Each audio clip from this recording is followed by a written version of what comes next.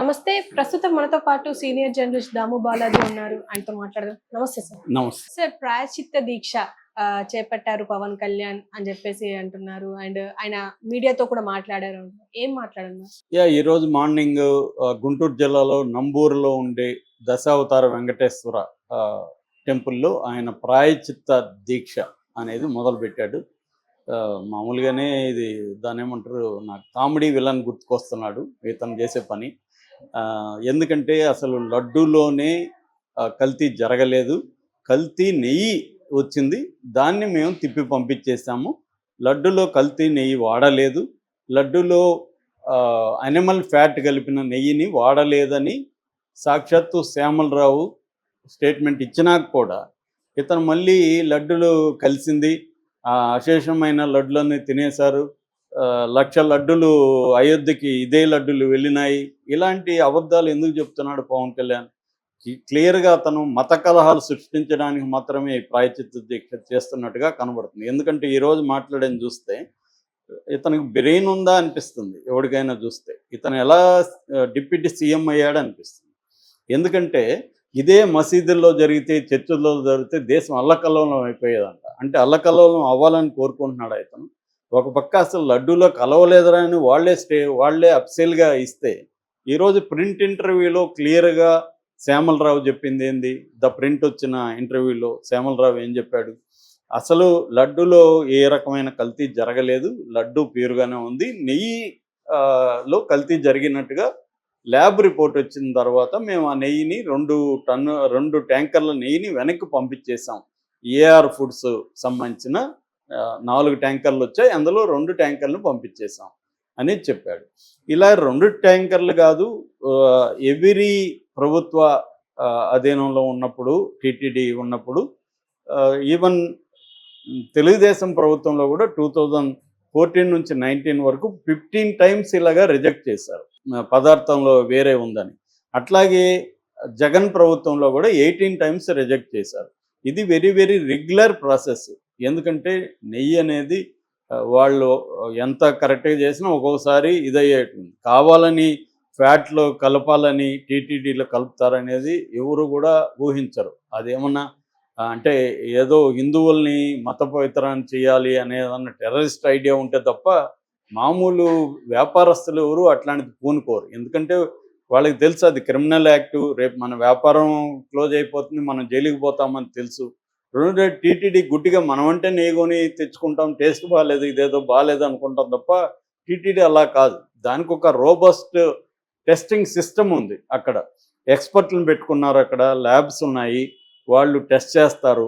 వచ్చిన నెయ్యి అంతా కూడా గోడౌన్కి ముందే, గోడౌన్లోకి తిరుమలకి పైకి కొండపైకి రాకముందే తిరుపతి గోడౌన్లు ఉన్నాయి. గోడౌన్లోకి నెయ్యి రాకముందే అక్కడ 3 శాంపుల్స్ తీసుకుంటారు. ఒకటి మాయిశ్చరు, ఒకటి వెజిటబుల్ ఎలిమెంట్స్ ఏమైనా ఉన్నాయా, ఫారిన్ ఎలిమెంట్స్, యానిమల్ ఎలిమెంట్స్ ఏమైనా ఉన్నాయా, 3 రకాలుగా ఆవిడ 3 ఎక్స్పర్ట్లు తీసుకొని చేస్తారు. అయినప్పటికి కూడా ఏమన్నా వచ్చాయంటే వాటిని రిజెక్ట్ చేస్తారు, కింద నుంచే పంపించేస్తారు. గోడౌన్కి రావు, కొండ మీదకి రావు. పోర్టు అంటారు లడ్డు తయారు చేసేదాన్ని, ఆ కిచెన్ని, ఆ పోర్టు దగ్గరికి అసలు రాదు. సో ఇది ఆయన కూడా, శ్యామలరావు కూడా చెప్పింది. ఇదంతా కూడా ఎప్పుడు జరిగింది? జగన్ ప్రభుత్వంలో జరగలేదు కదా, మొన్న జూలైలో జరిగింది.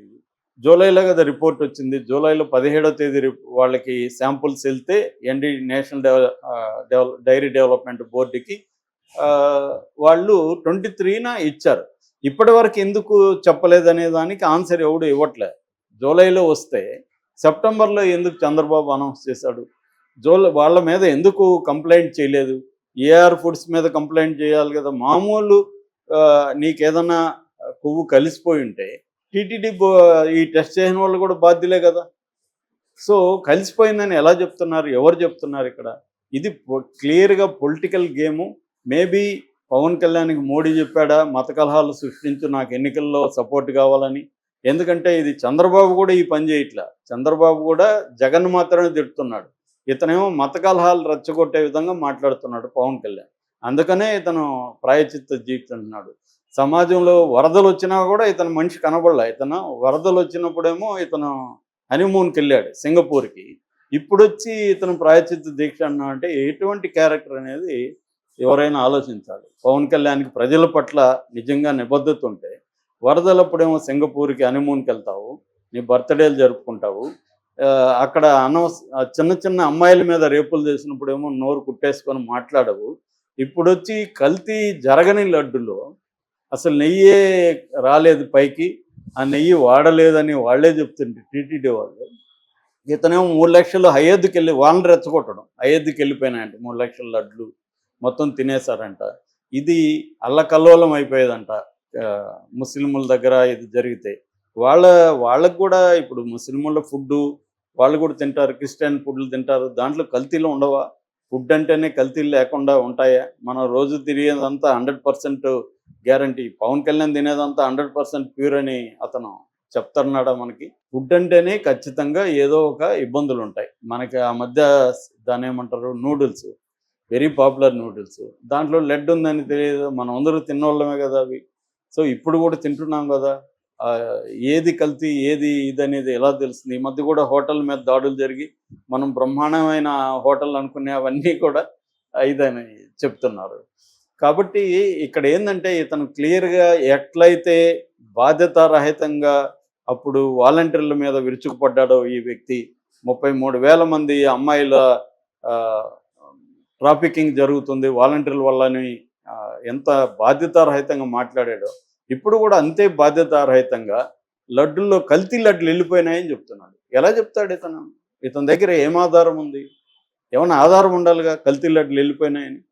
ఏమీ ఆధారం లేకుండా కల్తీ లడ్డులు వెళ్ళిపోయాయంటే 140 కోట్ల హిందువుల మనోభావాలను ఇతను దెబ్బతీస్తున్నట్టు కదా. నిజానికి 140 కోట్ల హిందువులు ఇతన్ని గల్లా పట్టుకొని ప్రశ్నించాలి.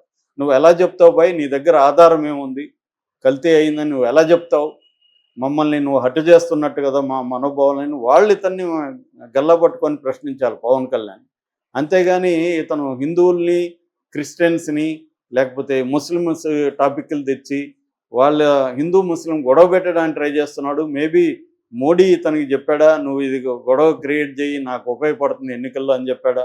ఎందుకంటే తిరుపతి ఇక్కడ ఉంది కాబట్టి ఆంధ్రప్రదేశ్లో చంద్రబాబు మోడీ అనుకున్నంత హార్ష్గా లేడు కాబట్టి పవన్ కళ్యాణ్ ఎగదోలినట్టుగా మనకు కనబడుతుంది. లేకపోతే పవన్ కళ్యాణ్ ఇప్పటివరకు మౌనమునిలాగా ఉన్నాడు. 100 రోజుల్లో రాష్ట్రంలో జరిగే ఏ దాడుల్ని కానీ, చివరికి జనసేన వాళ్ళని అత్యంత ఘోరంగా ఆ మచిలీపట్నంలో వాళ్ళ ఇండ్ల మీద దాడులు చేసి ఇండ్లు ధ్వంసం చేసి వాళ్ళ చేత తెలుగుదేశం వాళ్ళు కాళ్ళు పట్టించుకుంటే కూడా నోరు తెరవలేదు ఈ క్యాండిడేట్.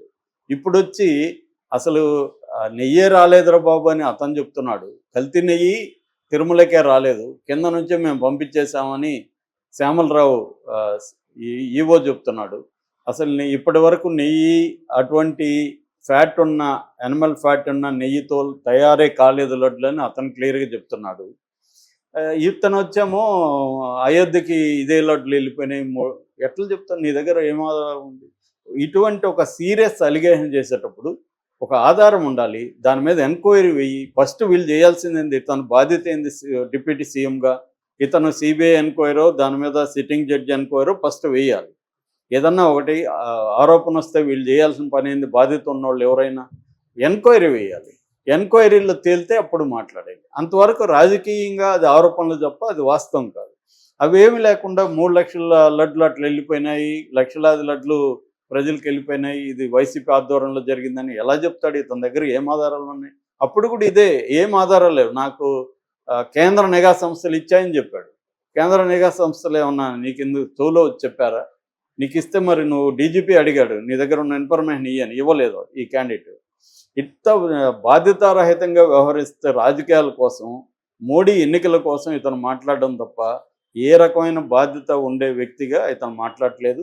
నా దృష్టిలో హిందువులందరూ ఇతను గల్లా పట్టుకొని ప్రూవ్ చేయమనాలి.